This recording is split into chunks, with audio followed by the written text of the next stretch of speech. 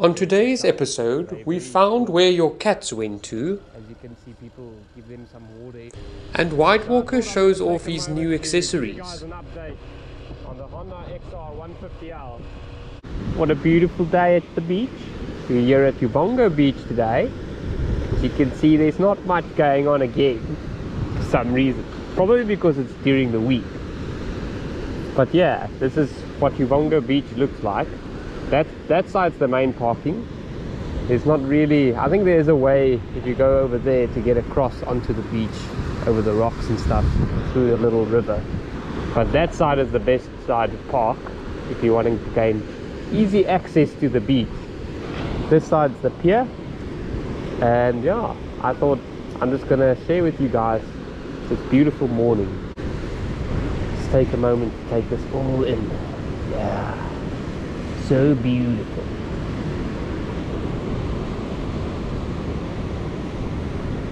Pity there's no dolphins. Usually they play around in these waves. Jump across all the way.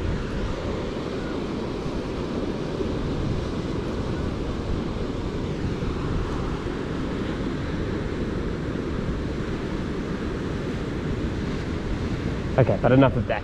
Let's go ride. Somebody busy doing his early morning workout.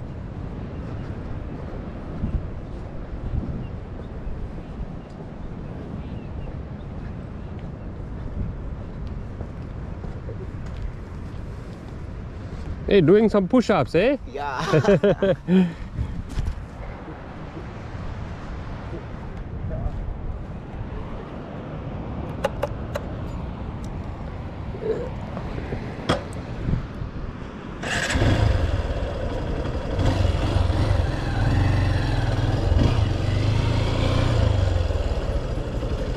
Give you guys a better view on this side.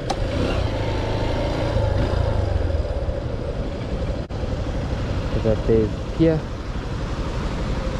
There's one guy who's going to be fishing.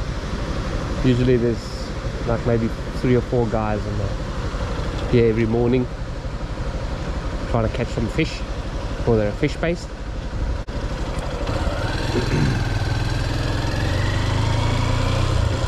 And on this side we've got Khajiit Haven. All of these Khajiits, they don't even have wares to sell. They're very poor. As you can see, people give them some water every morning. They've actually polished most of it. This Khajiit seems to be tending to its wounds. Hey kitties! Where's your little mama? Where's your mother?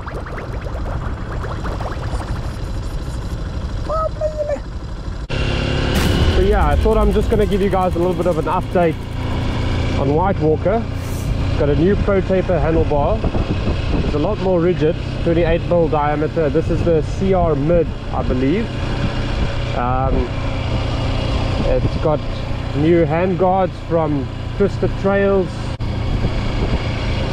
And obviously these clamps I had to get extra to fit the 28 diameter bar onto the bike, because its original clamps are smaller, obviously, because it's got its original bar was, I think, a 22mm diameter. But yeah, it's been fantastic with this new setup. The bike is a lot more roomier. I can stand up a lot more comfortable. I can get in my attack position. The bike just feels so much better. I can't believe how much of a change this has made to this bike. I'm absolutely impressed. So yeah, if you're thinking of getting an XR but you feel quite cramped on it, this is the way to go. I feel a lot more open here now, a lot more room to move in the cockpit. I know there's plenty of installation videos on YouTube. You don't need to, I didn't want to make one and waste time, because you can find something that is pretty similar on other bikes. It's pretty standard throughout.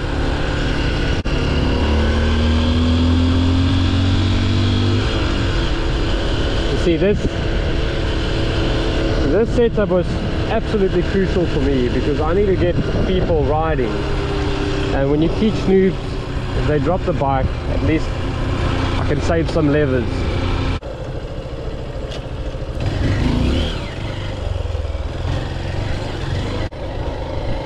In case you do drop it and you can take it off-road or so, it's nice peace of mind knowing that the levers will be somewhat protected. I mean, levers now are about 200 bucks for these Honda levers. Also, what I did is I changed out the grips for softer ones from Twisted Trails as well. The Honda ones are pretty rigid and like really stiff. These feel nice and squishy. So it just feels a little bit better in terms of the grip. Obviously the Honda ones will outlast these by far, but these are just nicer for pulling around off-road and so on. Oh yeah, and the other thing I did is I slapped on a skid plate. There's too many dogs, let me park somewhere else.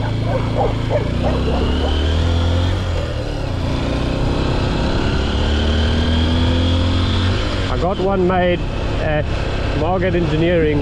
I just sort of took a piece of cardboard, cut it out more or less in the shape that I wanted them to bend it for me, and cut it for me and so on. I didn't even put bolts in it, I just slapped it on with some spacers and cable ties. I think that should do the trick for now. So yeah, I don't know whether you'll be able to see it. There we go. Should be able to see that. So I've put some cold galv on the bike, on the skid plate. Oh, so this should be adding some additional protection to the underside of the bike, not just the frame protecting the engine casing. Now at least in the center, you know, if a big rock was to hit the underside of the bike, slap bang in the center, then at least this this skid plate will protect it, because that'll be a costly repair if that was to happen. Seeing that I do take the bike into the bush, you don't always know what's in the bush. Sometimes there could be a rock, so that was absolutely essential for me to get that on the bike. Could be a little trail through here somewhere.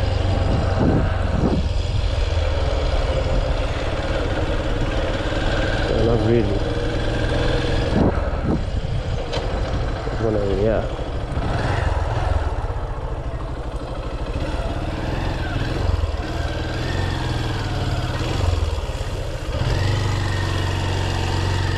Quite sandy. Quite loose. Oh, I think this is where they put the cable, the fiber optics cable. That's probably why it's so loose. Okay, nonetheless, let's get out of here.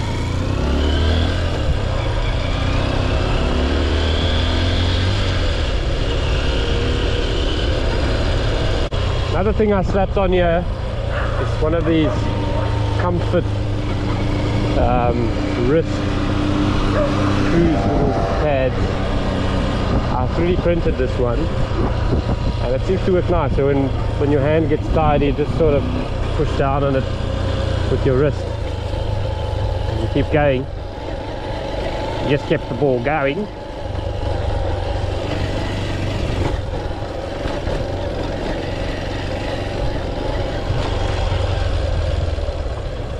And then another thing I added on the bike, not going to do much for now, but I also 3D printed this. Sorry, it's early in the morning, the throat's still a bit clogged up, but yeah, there's some what do you call these, like fork guards. So those come into play when those boots are completely worn. fork boots. Then at least they'll protect or partially protect the seals from the dust. But yeah, that's it for the update on the Honda XR150l. Looking forward to making more videos on the moto. I'm not going to do much more to it than this for the time being. I feel like I've got it up to spec for what I need to use it for. The tires for now, I'm going to leave the dual sport tires on, because no point in changing out the tires if you don't need to. Also, you need to use a tool for the specific job, or the specific tool for the specific job. And for me, the dual sport tires at this point, as you can see, I'm going on and off road. It's the best deal for me. I don't want to change them out quite yet. When this bike starts doing or seeing a little bit more dirt, then I'll definitely change them out. But I'm using this machine 50-50 at the moment, on and off road. Still actually doing a little bit more on-road stuff, being that most of our back roads and stuff is paved. But yeah, thanks for watching.